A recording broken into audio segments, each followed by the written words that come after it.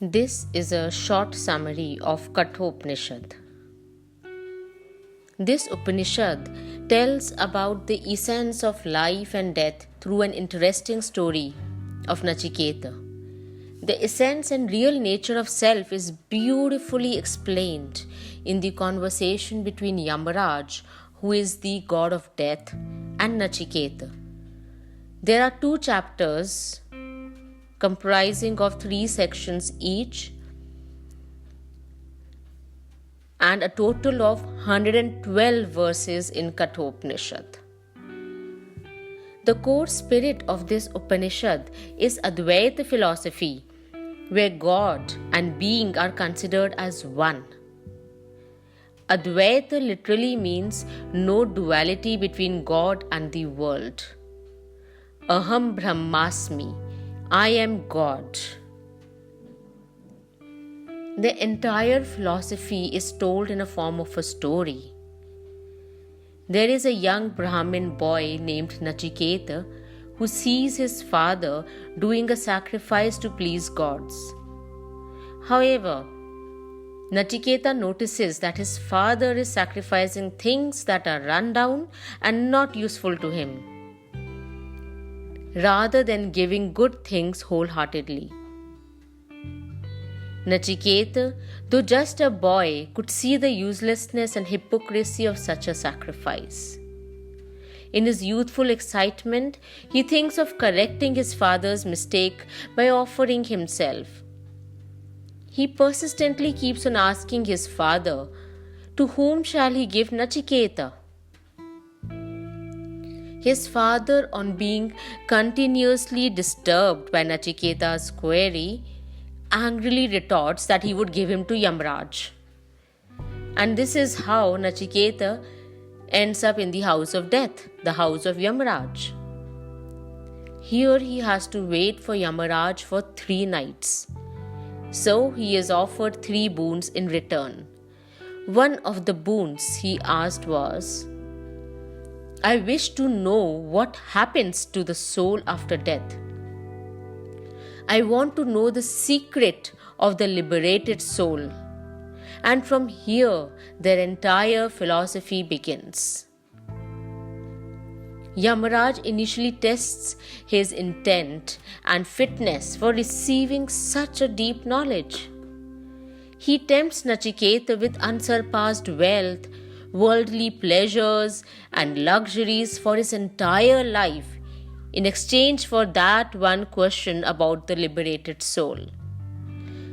But Nachiketa doesn't give in to any temptations and persists in his query.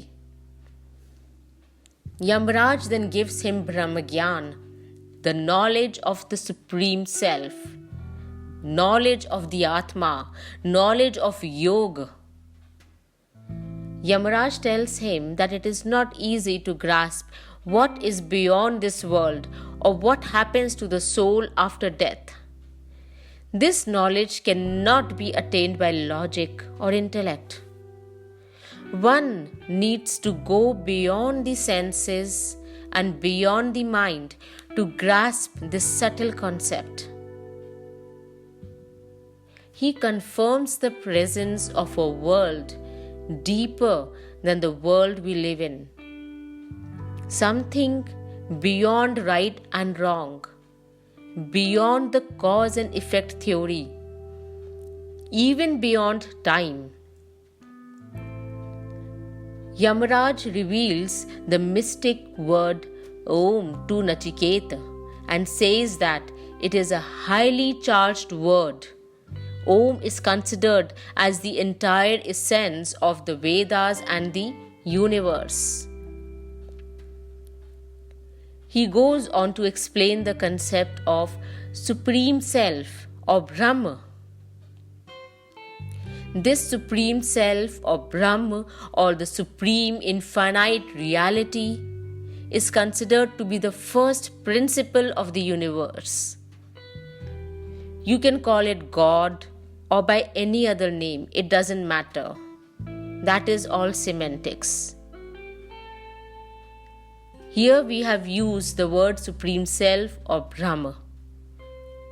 So we can know Brahma through our individual self, and that is our Atma. Supreme Self is Brahma and the individual self is Atma, which in turn is a part of Brahm. The entire existence around us is Brahm. Then Yamaraj proceeds on to give an analogy of the chariot or the Rath to explain the concept further. He says, the senses are comparable to the horses of the chariot. The mind are the reins that control the horses or the senses. The reins are in the hands of the intellect or buddhi, that is the driver of the chariot. The body is the chariot itself. So where does Atma fit in here? The individual self or Atma is the lord of the chariot. The Atma is a part of Supreme Self. It is never born. It does not die even when the body dies. Yamaraj goes on to explain the hierarchical path of reaching the Supreme Self. He says, beyond the senses lies the mind. Once you silence both the senses and the mind, you will encounter intellect, beyond which is the subtle Atma, the individual self. The journey to enlightenment does not end here. Beyond this Atma lies the unmanifest, that is Prakriti. Prakriti means the unevolved, unmanifest, or Akash, or the space between the space. That is what Prakriti is. And beyond this Prakriti is Purusha, that is energy. Beyond Purusha there is nothing. Then Yamaraj explains that reaching up to this level of realization requires yoga, which implies restraint of speech, senses, and mind. This Atma is hidden deep inside us, and only with silence, meditation, and firm discipline can we reach deep inside and realize it. Lord Yamaraj continues with the lecture on how to reach this Atma. He explains the concept of oneness, how the entire cosmic existence came into being from one golden germ, that is Hiranyagarbha. Hiranyagarbha is the world's soul. Everything here has come out from Hiranyagarbha, whether it is the sun, or the planets, or fire, or nature, or humans, or animals, or plants, even rocks, everything. Thus, we all have come out of golden germ. We all are one and same underneath our different physical forms and sizes. So this Atma inside us is also born from the golden germ, that in turn is a part of Brahma, the Supreme Self. So it is rightly said, I am God and you are God. Aham Brahmasmi. All the power which you are looking for outside lies inside you. Yamaraj uses various comparisons and poetic metaphors, sometimes contradictory predicates, to explain this concept of individual self and supreme self. He also explains the concept of rebirth. And directly in the later sections, answers Nachiketa's question directly to what happens to the soul after death. He tells Nachiketa that some souls or Atma after the death of the body enter into a womb for rebirth. Some enter the stationary objects, and this happens according to their deeds and actions.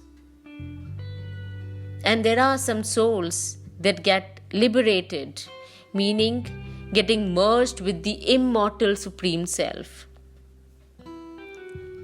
Yamraj says that this Brahma, this Supreme Self itself is the truth, it is the light, it is the consciousness, it is the energy in the cosmos, it is everything. One can feel this Brahma through the Atma inside us. This Atma is one place through which one can communicate with God, with Supreme Self. No one can see or hear the Supreme Self through the normal sense organs.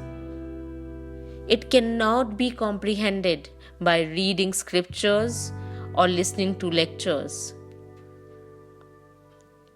One needs steady control over senses, regular discipline, deep meditation, or you can say in short, the practice of yoga to realize this Supreme Self. It is only through one's heart or mind or thought that one can realize this pure, supreme, infinite, immortal Brahma. To some, it can be felt only like a faint vision in a glass, or like in a dream, or like a hazy reflection in water, or clearly as light and shade. We need a deep realization not only in thought, but also our actions that I am Brahma, you are Brahma, everyone here is Brahma, everything here is Brahma. There is no variety or difference amidst us. We all are one entity, one consciousness, one energy, just split into different forms. We are like the rainbow of the white light of Brahma. Aham Brahmasmi.